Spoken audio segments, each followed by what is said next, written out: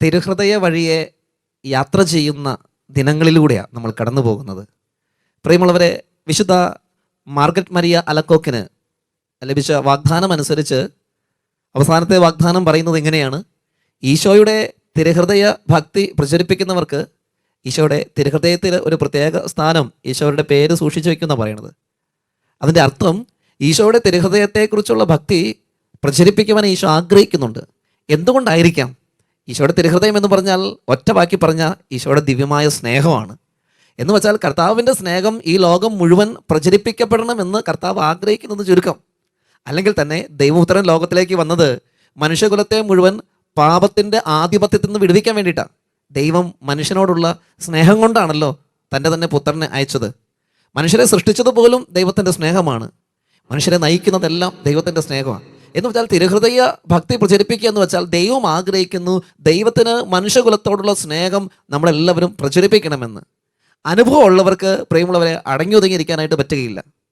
നമ്മൾ ഈ ധ്യാന മന്ദിരങ്ങളിലൊക്കെ ധ്യാനം കൂടാനൊക്കെ വന്ന് ദൈവം അത്ഭുതകരമായ ചില അനുഭവങ്ങൾ കൊടുത്തവരുടെ സാക്ഷ്യങ്ങളൊക്കെ കേട്ടിട്ടില്ലേ?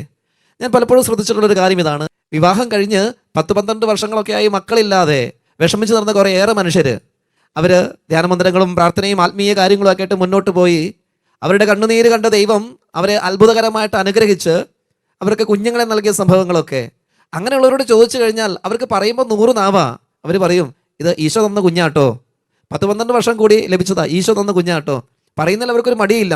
അവർ എവിടെ വേണമെങ്കിലും അത് സാക്ഷ്യപ്പെടുത്താനും തയ്യാറാണ്. അല്ലെങ്കിൽ മാരകമായ രോഗങ്ങളിലൂടെ കടന്നു പോകുന്നവർ, ക്യാൻസർ രോഗത്തിനൊക്കെ അടിമപ്പെട്ട് അത്ഭുതകരമായിട്ട് സൗഖ്യം കിട്ടി പിന്നീട് ആയുസ്സിൻ്റെ ശേഷിക്കുന്ന കാലം മുഴുവൻ കർത്താവിന് ശുശ്രൂഷ ചെയ്യുന്നവരെ ഞാൻ കണ്ടുമുട്ടിയിട്ടുണ്ട്. കാരണം ഒരു 2ാം ജന്മം ദൈവം തന്നു. ദൈവത്തിൻ്റെ വലിയൊരു സ്നേഹ കരുതല. കാസർഗോഡുള്ളൊരു സഹോദരനെ എനിക്കറിയാം, അത്ഭുതകരമായിട്ടൊരു സൗഖ്യം കിട്ടി. ഇപ്പോൾ അദ്ദേഹം കർത്താവിന് വേണ്ടിയിട്ട് ശുശ്രൂഷ ചെയ്തുകൊണ്ടിരിക്കുക. ഇങ്ങനത്തെ എണ്ണിയാ തീരാത്ത ഒരുപാട് പേരുണ്ട്. അപ്പോൾ ഒരിക്കലും ദൈവത്തിൻ്റെ സ്നേഹം എന്ത്, അവിടുത്തെ കാരുണ്യം എന്തെന്ന് അനുഭവിച്ച ഒരാൾക്ക് അത് പങ്കുവെക്കാതിരിക്കാനായിട്ട് പറ്റില്ല. പ്രിയമുള്ളവരെ, യേശുവിൻ്റെ തിരുഹൃദയ ഭക്തി അനുസ്മരിക്കുന്ന ഈ ദിനങ്ങളിൽ നമ്മുടെ മനസ്സിൽ സൂക്ഷിക്കേണ്ട ഒരു ചിന്ത ഇതാ: അവിടുത്തെ ഹൃദയം നിറയെ മനുഷ്യകുലത്തോടുള്ള സ്നേഹമാണെങ്കിൽ ആ ഹൃദയത്തെ നമ്മൾ ലോകമെമ്പാടും പരിചയപ്പെടുത്തണം, പ്രചരിപ്പിക്കണം. നമ്മൾ തന്നെ തിരുഹൃദയത്തോടൊരു പ്രത്യേക ഭക്തിയിലേക്ക് വളരണം. ഓർക്കണം, നമ്മുടെ കുടുംബങ്ങളെല്ലാം തിരുഹൃദയത്തിന് പ്രതിഷ്ഠിക്കപ്പെട്ടതാ. അങ്ങനെയെങ്കിൽ നമ്മുടെ കുടുംബത്തിനോടുള്ള വലിയ സ്നേഹമുണ്ട് ഈശോയ്ക്ക്. ആ ഈശോയുടെ തിരുഹൃദയത്തോട് ചേർന്ന് നിൽക്കുക, അത് പ്രചരിപ്പിക്കാനായിട്ട് നമ്മൾ പരിശ്രമിക്കുക. സ്നേഹം ഒരിക്കലും ഒഴുകിയിറങ്ങാതിരിക്കില്ല. അത് ഹൃദയം നിറഞ്ഞു കഴിയുമ്പോൾ അടുത്ത ആളിലേക്ക് അത് ഒഴുകും. ഇപ്പം നമുക്ക് തിരുഹൃദയത്തിൻ്റെ സ്നേഹം എന്നത് നമ്മുടെ ഉള്ളിലുണ്ടെങ്കിൽ, പ്രിയമുള്ളവരെ, അടങ്ങി ഒതുങ്ങിയിരിക്കാൻ നമുക്ക് പറ്റില്ല. ആ സ്നേഹം കരകവിഞ്ഞ് നമ്മളിൽ നിന്ന് ഒഴുകാനായിട്ട് തുടങ്ങും. എങ്ങനെയാണ് ഈ തിരുഹൃദയത്തിൻ്റെ സ്നേഹം നമുക്ക് അനുഭവിക്കാൻ പറ്റുന്നത്? അനുഭവിച്ചാലല്ലേ അതിന് സാക്ഷ്യം വഹിക്കാനും അത് പ്രചരിപ്പിക്കാനും പറ്റുള്ളൂ. അതുകൊണ്ട് സാധിക്കുന്നവരെല്ലാം ഈശോയുടെ തിരുഹൃദയത്തിൻ്റെ മുമ്പിൽ ഇത്തിരി നേരം ഇരിക്കാനായിട്ട് സമയം കണ്ടെത്തുക. നമുക്ക് ദേവാലയത്തിലാണെങ്കിൽ കർത്താവിൻ്റെ സജീവ സാന്നിധ്യം പരിശുദ്ധ കുർബാനയായിട്ടുണ്ട്. പക്ഷെ എല്ലാവർക്കും ഒന്നും പള്ളിയിൽ ദേവാലയത്തിന് മുന്നിൽ പോയി ഇരിക്കാൻ സാധിക്കണമെന്നില്ല. പക്ഷെ ഓർക്കണം കേട്ടോ, നമ്മുടെ വീട് അത് കർത്താവിൻ്റെ ഒരു ആലയം തന്നെയല്ലേ. ആ വീടിനകത്ത് വീട് ആശീർവാദ കർമ്മം കഴിയുമ്പോൾ തിരുഹൃദയം പ്രതിഷ്ഠിക്കുന്നുണ്ട്.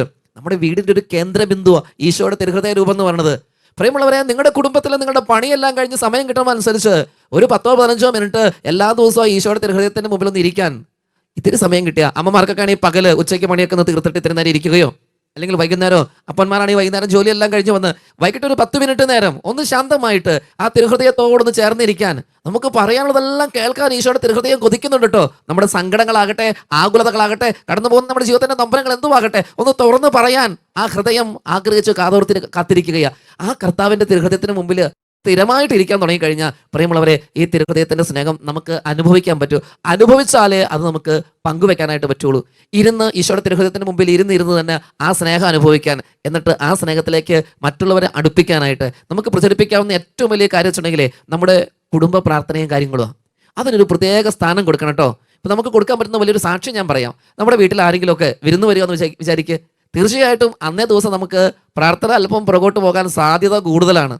കാരണം ഒരുപാട് നേരം വർത്തമാനം പറയാനുണ്ട്. നമ്മൾ ആലോചിച്ച് നോക്കിക്കേ, ചിലപ്പോൾ വർഷത്തിൽ ഒരിക്കലൊക്കെ വരുന്നവരായിരിക്കാം. രാത്രി 12, 1 മണി, 1:30 വരെയൊക്കെ നമ്മൾ വർത്തമാനം പറയുന്നുണ്ട്. ഉറക്കം പോലും മാറ്റി വെച്ചിട്ടിരുന്ന് വർത്തമാനം പറയുന്നുണ്ടെങ്കിൽ ഉറപ്പിക്ക്, പ്രിയമുള്ളവരെ, ആ തിരുഹൃദയത്തിൻ്റെ മുമ്പിൽ അവരെ കൂട്ടി ഒരുമിച്ചിരിക്കാനും നമ്മൾ മടി കാണിക്കരുത്. അത് അവരുടെ മുമ്പിൽ ഈശോയുടെ തിരുഹൃദയത്തിന് നമ്മൾ കൽപ്പിക്കുന്ന വിലയാണ്.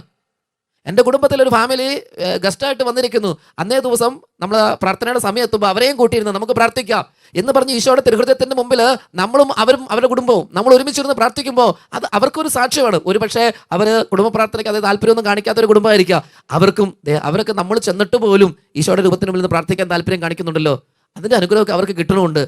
അവർക്ക് ഒരു പ്രചോദനമായിട്ടത് മാറും. അതുകൊണ്ട് പ്രിയമുള്ളവരെ, ചെറിയ ചെറിയ കാര്യങ്ങൾ, ഒരുപക്ഷെ നമുക്ക് ലോകമെമ്പാടും പോയിട്ട് ഈശോയുടെ തിരുഹൃദയത്തെ പ്രചരിപ്പിക്കാൻ വേണ്ടിയിട്ട് വലിയ ശുശ്രൂഷയൊന്നും പറ്റിയത് വരില്ല. കാരണം കുടുംബജീവിതം നയിക്കുന്നവരാണ്, കുടുംബത്തിൻ്റെ ഉത്തരവാദിത്തങ്ങളും കാര്യങ്ങളും ജോലി തിരക്കുകളും എല്ലാം ഉണ്ട്. പക്ഷെ നമ്മൾ വലിയ വലിയ കാര്യങ്ങളിലേക്ക് പോകുന്നതിന് മുമ്പ് ചെറിയ ചെറിയ കാര്യങ്ങൾ, എങ്ങനെ ഈശോയുടെ തിരുഹൃദയത്തിന് നമുക്ക് സാക്ഷ്യം വഹിക്കാൻ പറ്റും, എങ്ങനെ ആ ഭക്തി പ്രചരിപ്പിക്കാൻ പറ്റും, ഈ പറയുന്ന ചെറിയ ചെറിയ കാര്യങ്ങൾ. നമ്മുടെ കുഞ്ഞുങ്ങളെ എല്ലാ ദിവസവും ഈശോയുടെ മുന്നിൽ, ഈശോയുടെ രൂപത്തിൻ്റെ മുന്നിൽ കൊണ്ടു നിർത്തിയിട്ട് എങ്ങോട്ട് പോകുമ്പോഴും രാവിലെ സ്കൂളിൽ പോകാൻ നേരത്ത് കൈകൂപ്പി പിടിക്കുക, ഈശോയുടെ തിരുഹൃദയത്തിലേക്ക് നോക്കിയിട്ട് ആ തിരുഹൃദയത്തിനൊന്ന് സമർപ്പിച്ചിട്ട് കുഞ്ഞുങ്ങളെ സ്കൂളിൽ വിട്. അവിടുത്തെ സ്നേഹം ആ കുഞ്ഞുങ്ങളെ നയിക്കട്ടെ. മറ്റു തിന്മയുടെ സ്വാധീനങ്ങൾ അപ്പോൾ കുഞ്ഞുങ്ങളെ ശല്യം ചെയ്യുകയില്ല. ഇനി വൈകിട്ട് കുഞ്ഞുങ്ങൾ വന്ന് പഠിക്കാനിരിക്കുമ്പോൾ 1 മിനിറ്റത്തെ കാര്യങ്ങളേ ഉള്ളൂ ഞാൻ ഈ പറയുന്നത്. നമ്മൾ വില കൊടുത്തു കഴിഞ്ഞാൽ അതിനൊക്കെ വളരെ പ്രസക്തിയുണ്ട്. 1 മിനിറ്റൊക്കെ മതി. മക്കളെ പഠിക്കാതിരിക്കണതിന് മുമ്പ് ഈശോയുടെ രൂപത്തിന് മുന്നിൽ പോയിരുന്നേ, ഈശോയുടെ തിരുഹൃദയത്തിന് മുമ്പിൽ ഒന്ന് കരങ്ങൾ കൂപ്പിക്കുക, ഈശോട് പ്രാർത്ഥിക്കുക, എന്നിട്ട് പോയി പഠിക്കാനിരിക്കുക. രാത്രി കിടന്നുറങ്ങാൻ പോകുന്നതിന് മുമ്പ് നമ്മൾ കുടുംബ പ്രാർത്ഥന എല്ലാം കഴിഞ്ഞതാണ്, ഭക്ഷണം കഴിക്കലെല്ലാം ഉണ്ട്, ഇതെല്ലാം കഴിഞ്ഞിട്ട് വർത്തമാനം പറയുകയോ ടി വി കാണലൊക്കെ കാണും. ഇതെല്ലാം കഴിഞ്ഞും കിടന്നുറങ്ങാൻ പോണതിന് മുമ്പ് മക്കളെ പോണതിന് മുമ്പ് ഈശോയുടെ രൂപത്തിന് മുന്നിൽ പോയിന്നേ, ഒന്ന് കൈ കൂപ്പി പിടിച്ച് 10-15 സെക്കൻഡ് മതി, 10-15 സെക്കൻഡ്സ് അത്രയും മതി. ആ 10-15 സെക്കൻഡ്സ് പോയി നിന്നിട്ട് ഈശോയെ ഞാൻ കിടന്നുറങ്ങാൻ പോവുക, കാവലായിരിക്കണേ, സംരക്ഷണം തരണേ, ഒന്ന് പ്രാർത്ഥിച്ച് നമ്മുടെ വീടിൻ്റെ അകത്ത് തന്നെ തിരുഹൃദയത്തിൻ്റെ ഭക്തി പ്രചരിപ്പിക്കാനായിട്ട് പറയുമ്പോഴവരെ പരിശ്രമിക്കാന്നുള്ള ഒരു രോഗാവസ്ഥ വന്നു. ഞാൻ എൻ്റെ അടുത്ത് സാധാരണ പ്രാർത്ഥനാ സഹായം ചോദിച്ചിട്ട് വരുന്ന ആളുകളോട് പറയാനുള്ള കാര്യം, ഉദാഹരണത്തിന് ഹാർട്ടിന് കംപ്ലൈൻ്റ് ഉള്ള ഒരുപാട് പേര് ഇപ്പോൾ ഉണ്ട്. ഞാൻ അവരോട് എല്ലാവരോടും പറയാനുള്ള കാര്യമാണ്, എല്ലാ ദിവസവും രാവിലെ എഴുന്നേറ്റ് വരുമ്പോൾ തന്നെ ഈശോയുടെ തിരുഹൃദയ രൂപത്തിൻ്റെ മുന്നിൽ പോയി നിൽക്കുക, എന്നിട്ട് പറയാം, ഈശോയെ എൻ്റെ ഹൃദയത്തിന് തകരാറുണ്ട്, നിൻ്റെ ഹൃദയത്തിനൊരു തകരാറുമില്ലല്ലോ. എപ്പോഴെങ്കിലും എൻ്റെ ഹൃദയം പണി മുടക്കുവാണെങ്കിൽ അപ്പോൾ തന്നെ നിൻ്റെ ഹൃദയം എന്നിൽ പ്രവർത്തിച്ചോളാം കേട്ടോ. വണ്ടിയുടെയൊക്കെ സ്റ്റെപ്പിന് ടയർ നമ്മൾ സൂക്ഷിക്കില്ലേ എന്ന് പറയും. എൻ്റെ ഹാർട്ടിന് എന്തെങ്കിലും പണി കിട്ടിയ ആ സമയത്ത് കർത്താവേ നിൻ്റെ ഹൃദയം, സിമ്പിൾ പ്രാർത്ഥനയാണ്, പോയി നിന്ന് പ്രാർത്ഥിക്കുക. വൈകുന്നേരം കിടന്നുറങ്ങാൻ പോകുന്നിടത്തും പോയി പ്രാർത്ഥിക്കുക. എന്ത് മാരക രോഗങ്ങളുള്ളവരാകട്ടെ അങ്ങനെ ഒരു ശീലം തുടങ്ങ് ഈശോയുടെ തിരുഹൃദയത്തിൻ്റെ മുന്നിൽ പോയിരുന്നിട്ട് 1 മിനിറ്റൊക്കെ മതി, ഒന്ന് സംസാരിക്കുക ഈശോയോട്. അങ്ങനെയല്ലേ നമ്മൾ തിരുഹൃദയത്തിൻ്റെ ഭക്തി കൂടുതൽ പ്രചരിപ്പിക്കേണ്ടത്. അപ്പോൾ ഇന്നത്തെ ദിവസം നമ്മുടെ ധ്യാന വിഷയം ഇതായിരുന്നു, എങ്ങനെ ഈശോയുടെ തിരുഹൃദയ ഭക്തി പ്രചരിപ്പിക്കുക. ഞാൻ വലിയ വലിയ ലീഫ്ലെറ്റുകളോ പ്രോഗ്രാമുകളോ തിരുഹൃദയ ഭക്തി പ്രചരിപ്പിച്ചുകൊണ്ട് പ്രഘോഷണങ്ങളോ ഇതൊന്നുമല്ല ഞാൻ പറഞ്ഞത്. ഒരു സാധാരണ കുടുംബജീവിതം നയിക്കുന്ന വ്യക്തിക്ക് ആ വ്യക്തിയുടെ കുടുംബ പ്രാർത്ഥന, ഇത്രയും നേരം പോയ ഈശോയുടെ തിരുഹൃദയത്തിൻ്റെ മുമ്പിൽ നിന്നുള്ള പ്രാർത്ഥന, ഇതൊക്കെ കാണുന്ന വീട്ടിലെ മറ്റുള്ളവർക്കും തിരുഹൃദയത്തോടുള്ള താല്പര്യവും അഭിനിവേശവും ഒക്കെ കൂടും. മറ്റുള്ളവർ നമ്മുടെ വീട്ടിൽ വരുമ്പോഴും നമുക്കത് സാക്ഷ്യമായിട്ട് മാറും. നമുക്ക് അനുഭവിക്കാം, അനുഭവിച്ച് നമുക്ക് മറ്റുള്ളവരോട് പറയാം.